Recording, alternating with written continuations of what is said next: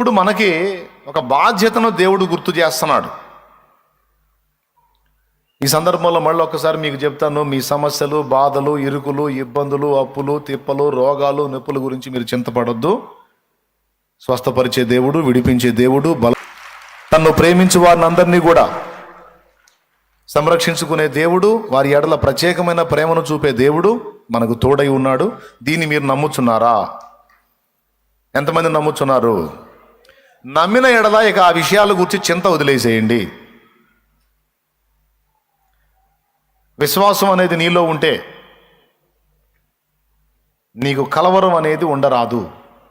ఆందోళన అనేది నీలో ఉండరాదు. ఆందోళన అనేది నీలో తరచు కనబడుతుంది అంటే విశ్వాసం కొరవడిందని అర్థం. కాబట్టి మీరు విశ్వాసం గలవారని నా నమ్మకం. ఇక ఎంతటి ఆపదలో ఉన్నా, ఎంతటి శ్రమలో ఉన్నా, ఎంతటి సమస్యలో ఉన్నా దాని నుంచి విడిపించే సమర్థుడైన దేవుడు మనకున్నాడని నమ్మి ధైర్యంగా ఉండండి. ఆ విషయంలో మీరు ధైర్యం తెచ్చుకోవచ్చు దేవుని అందలి విశ్వాసాన్ని బట్టి.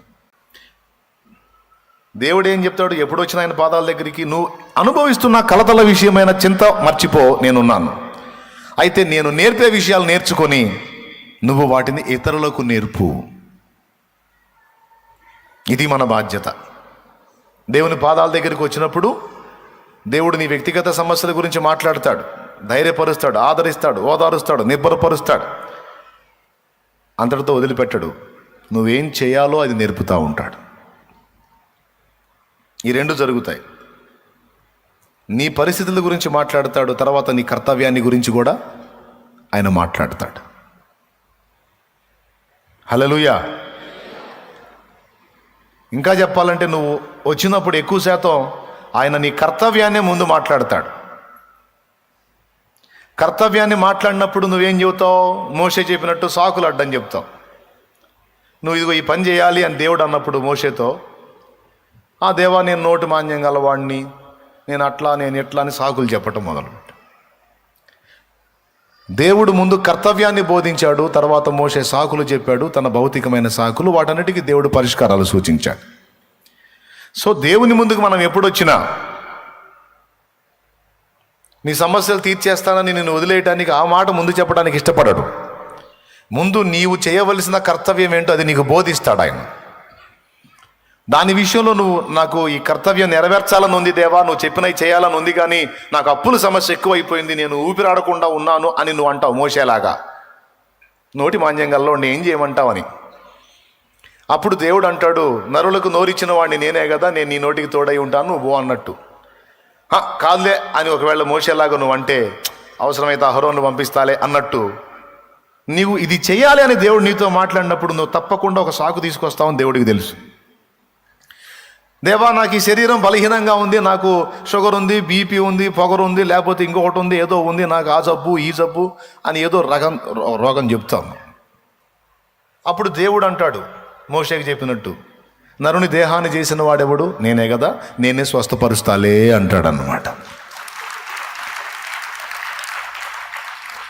మరి నాకు అప్పులు ఉన్నాయి, మరి నేను ఫ్రీగా వెళ్ళలేకపోతున్నాను అని నువ్వు మోషే అన్నట్టు అంటే, అప్పుడు దేవుడు అంటాడు, నరునికి జీవాన్ని జీవనాన్ని ఇచ్చిన వాడిని నేనే కదా, పర్వాలేదు, నేనే వాటిని తీర్తును, నువ్వైతే నేను చెప్పిన కర్తవ్యం మీద మనసు పెట్టు బిడ్డ అంటాడు. ఇట్లా ఇక నువ్వు ఏ సాగు చెప్పినా సెకండ్ హాఫ్లో నువ్వు సాగు చెబుతావు, ఫస్ట్ హాఫ్లోని దేవుడు ఏం చెబుతాడు? కర్తవ్యం చెప్తాడు అన్నమాట. ఇది పద్ధతి. మీలో చాలామంది ప్రార్థన చేసుకొని వస్తారు, ప్రభువా నాతో మాట్లాడిన ఆయన అని. మీ అందరి ఆశలు ఎలా ఉంటాయంటే, మీరేదో ప్రాబ్లమ్స్లో ఉంటారు, ఆ ప్రాబ్లమ్స్ గురించి మాట్లాడమని మీరు ప్రార్థన చేసుకొని వస్తారు. దేవుడు వాటిని గురించి ఎత్తాడు. అప్పుడు మీకు ప్రశ్న, నేను ప్రాబ్లం గురించి మాట్లాడమని వస్తే ఏందో వేరే మ్యాటర్ చెప్తున్నాడు. చెప్పేది నేనా? నన్ను ప్రేరేపించేవాడు దేవుడు. కానీ ఆశ్చర్యం ఏంటో తెలుసా? నువ్వు అడిగిన దాన్నేమో రెండవ భాగంలో చెప్తాడు, నువ్వు అడగని కర్తవ్యాన్నేమో ఆయన మొదటి భాగంలో చెప్తాడు. ఇది ఎప్పుడు జరిగినా దేవుని పద్ధతి. ఇది వాక్యం మనకు అందించేటప్పుడు పరిశుద్ధాత్మ ఇలా నడిపిస్తాడు. కాబట్టి ఇప్పుడు మీకు ముందు కర్తవ్య బోధ చేయడానికి పూనుకున్నా, దానికి తర్వాత ఇవన్నీ బాగానే ఉన్నాయి కానీ మరి మన పరిస్థితులు అంటారు కదా, అందుకని ఈ కర్తవ్యం చెప్పిన తర్వాత మీరు దేవుని నమ్ముచున్నారా? మీరు ఇంకనూ నమ్మిక లేక ఉన్నారా? లేదు నాయన నమ్ముచున్నాం. మరి మీరు ఎందుకు భయపడుచున్నారు వాటి గురించి?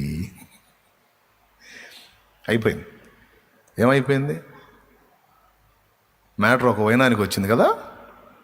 ఇప్పుడు కర్తవ్యం చెప్తా. మీకు ఇంకెవరికైనా కలవరం ఉందా మీ సమస్యల గురించి? లేదు. నాకు బోల్డన్ ఉన్నాయి, నాకు కలవరం లేదు. ఎందుకంటే మీకు నాకు ఆయన తెలుసు. ఎవరు తెలుసు? ఆయన ఏందో తెలుసు, ఆయన జ్ఞానం తెలుసు, ఆయన బలం తెలుసు, ఆయన సామర్థ్యం తెలుసు, మనల్ని ఆయన ఎంత ప్రేమిస్తున్నాడో తెలుసు. మహాజ్ఞాని అయినవాడు, మహాబలవంతుడైన వాడు, మనల్ని పిచ్చిగా ప్రేమించేవాడు మనకు తోడై ఉన్నాడు. ఇది నేను గుడ్డిగా నమ్ముతా. గుడ్డిగా ఏముందిలే, కళ్ళు తెరిసే నమ్ముతా. కళ్ళు మూసి నమ్ముతా, కళ్ళు తెరిసి కూడా నమ్ముతా. ఎందుకంటే అది నిజం కాబట్టి. 100కి 200, 150, 300, 450% నిజం కాబట్టి. అన్ని శాతాలు ఉండవులే. 100కు 100% ఉంటుంది, కానీ 450% కూడా అది నిజం. అంటే అంత అతిశయోక్తిగా చెప్తున్నాను నేను. నిన్ను నన్ను నిర్మించిన సృష్టికర్త ఒకడు ఉన్నాడు. ఆయన సృష్టించకుండా నువ్వు నేను రాలా. నీకు నాకు ఈ జీవితాన్ని, ఈ దేహాన్ని ఇచ్చినవాడు ఒకడు ఉన్నాడు. ఆయన ఇవ్వకుండా నువ్వు నేను రాలా. కాబట్టి మనకి ఈ బ్రతుకునిచ్చినవాడు బ్రతుకు తెరువును కూడా ఇస్తాడు. ఈ బ్రతుకునిచ్చినవాడు అనేక మందిని బ్రతికించడానికి కూడా కృపనిస్తాడు. Don't worry. ప్రస్తుతం మీరు అనుభవిస్తున్న శ్రమలకు కలత చెందొద్దు. ఇప్పటి శ్రమలన్నీ రాబోవు దినములలో నీకు ఆశీర్వాదకరమైన అనుభవాలుగా మారిపోతాయి.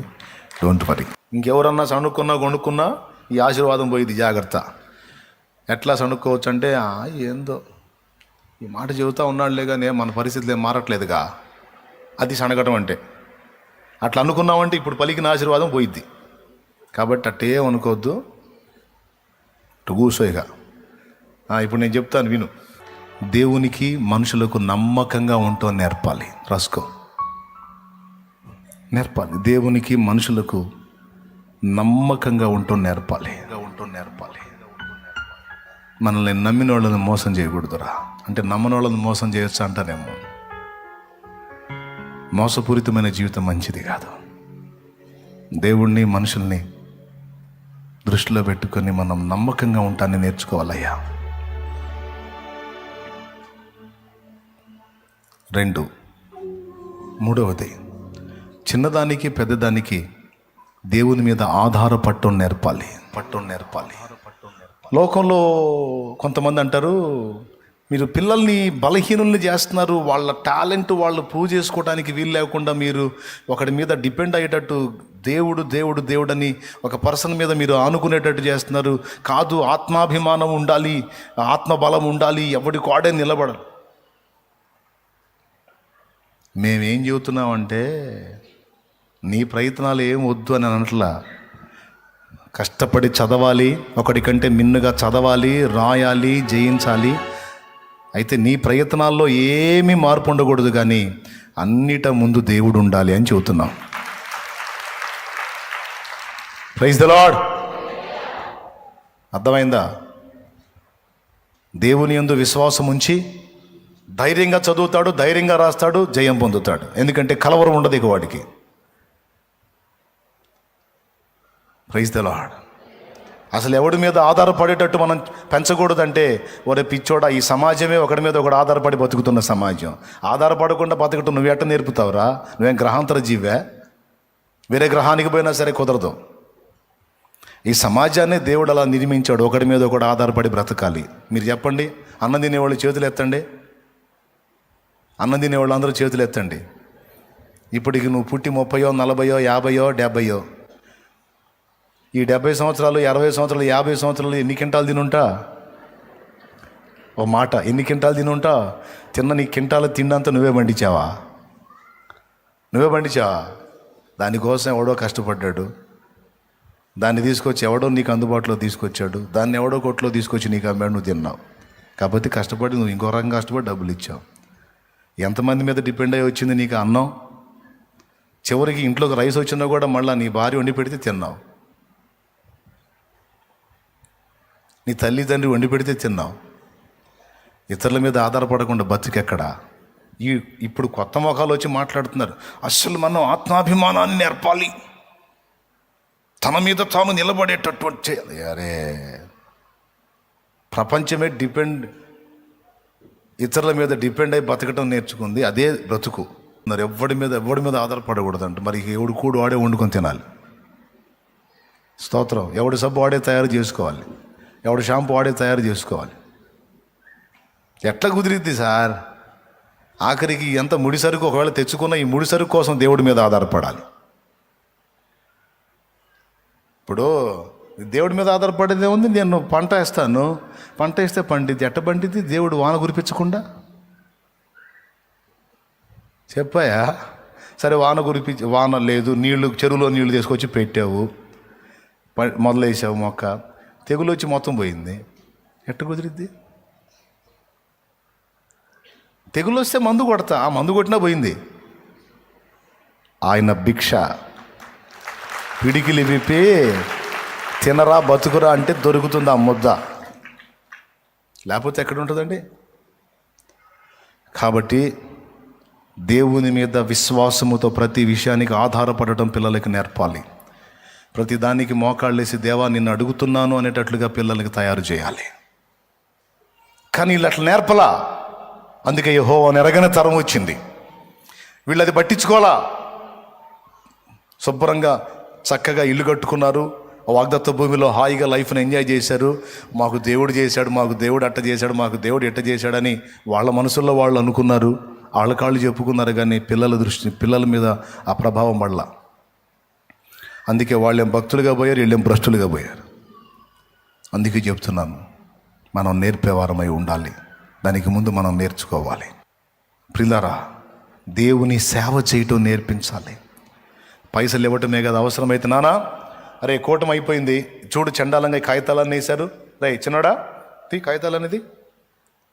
ఏంటి మమ్మీ అందరూ వెళ్తా ఉంటే నువ్వు కాగితాలు ఏంటి, నేను చెత్త పని చేస్తానా? రే దేవుని సన్నిధి సేవరా ఇది, అసలు అదృష్టం రా నాయన, ఇది దొరకదు. దేవుని సంఘంలో, దేవుని మందిరంలో పరిచర్యరా. వీళ్ళందరూ ఎవరు అనుకున్నా? దేవుని సంఘం. వాళ్ళ పాదాలు సంచరించిన ప్రదేశం రా ఇది. దేవుని సంఘం సంచరించిన, దేవుని శరీరం, దేవుని వధువు తిరిగినటువంటి నడయాడిన స్థలం ఇదే. పరిశుద్ధులు అడుగుపెట్టిన స్థలం ఇది, పరిశుద్ధ స్థలం రా. దీన్ని మనం పవిత్రంగా కాపాడాలి. తీయ కాగితాలది. అమ్మా అవునా? అవునరా. ఎంతమంది తల్లులు చెబుతారు, అమ్మ కాగితం ఆడే. అందరికి ఉండదు ఈ బుద్ధి. ఇప్పుడు చెబుతున్నా కదా, నెక్స్ట్ శుక్రవారం చూపిస్తాను, నాకు మీ కళ్ళకి మీకే చూపిస్తాను. నాకు ఇప్పుడు నేను చెప్పింది పోయిద్ది నాకు తెలుసు. నెక్స్ట్ శుక్రవారానికి మళ్ళీ అంతే.